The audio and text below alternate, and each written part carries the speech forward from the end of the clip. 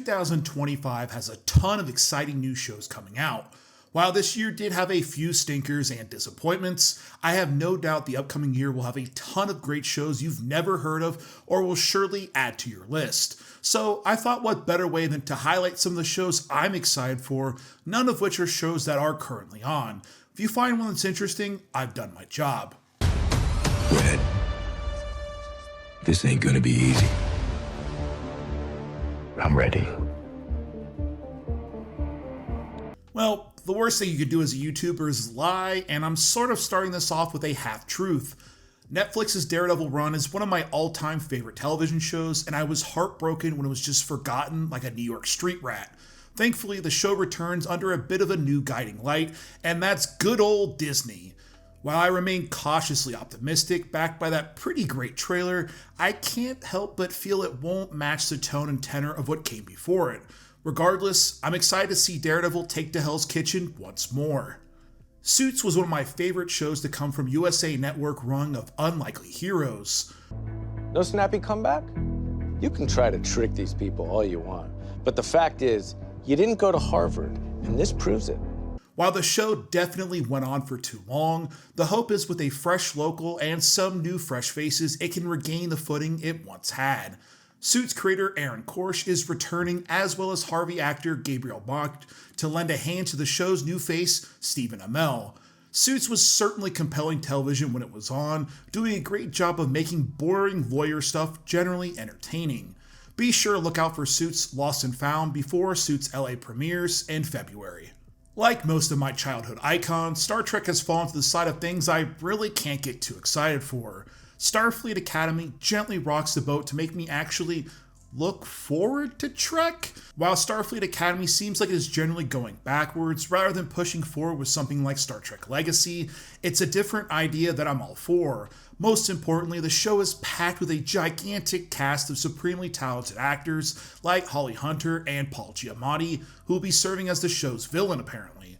So I guess I'm back on the boat to be disappointed again. Probably the first show on here that you generally know nothing about is one of the more anticipated shows of the year for me. Your Friends and Neighbors stars Jon Hamm as a hedge fund manager who loses his job and must resort to targeting his wealthy friends and neighbors to maintain their lifestyle. Unfortunately for him, he chooses the wrong house one night. The show will also have the wonderful Amanda Peet and Olivia Munn. Perhaps the biggest interest for me in the show comes from the show's creator and showrunner, Jonathan Tropper. Tropper, of course, did one of my favorite cult classic television shows of all time, Banshee. His edgy style mixed with Jon Hamm and probably some social commentary? Sign me up. Zero Day is the upcoming show from Narcos creator Eric Newman, starring Academy Award winner Robert De Niro. Premiering in February on Netflix, the show follows a former president who is put in charge of a federal investigation into a 9/11-esque terrorist attack, but is rapidly suffering from cognitive decline. The truth is the truth, but it's not always the most important thing. The show looks like it's going to have plenty of high tension, wonderful actors, and features De Niro in a TV show-like role. What more could you ask for?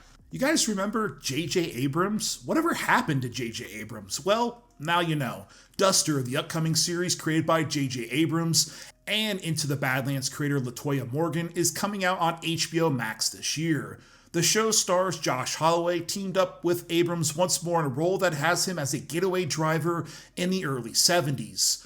Actress Rachel Hilson will be the lead in the show as well, playing the first female black FBI agent tasked with taking down a major syndicate. It's hard to say if there's something else brewing here in the usual J.J. Abrams style, but I'm definitely interested to see what Mr. Abrams cooks up on the TV side. Now, this one could totally suck, and I'll take the heat if it does. The upcoming comedy show created by Mr. Hollywood himself, Glenn Powell, and Michael Waldron will kick off on Hulu this year. The show stars Powell as a degenerate, once hotshot quarterback that disguises himself as a different person, walks onto a struggling football team to save their season. The character and premise is loosely based on an idea from Eli Manning, who is also producing the show with his brother Peyton Manning. In a lot of ways, the show reminds me of something like Eastbound and Down, and if that's the way they play this, I think this could be a surprise comedy hit for the year. When a mysterious ship crashes on Earth, a young woman and a team of soldiers makes a discovery that puts them face to face with the planet's greatest threat. The Alien franchise is one of the tentpole sci-fi franchises out there, but has yet to make its way to television. That changes this year with Noah Hawley's Alien Earth. First reason to get excited for the show is Hawley himself, a writer, director, and producer with a massive filmography, including the award-winning Fargo series, Bones, and Legion. While I'm iffy on the show being a prequel to the famed 1979 film, a lot of time has went into crafting the series. The show will star Kyle Chandler's daughter, Sydney, in her first big role, as well as Raylan Givens himself, Timothy Olyphant. Hawley is putting a big emphasis on the mythology and style of the films, and honestly, I think the series will be in good hands.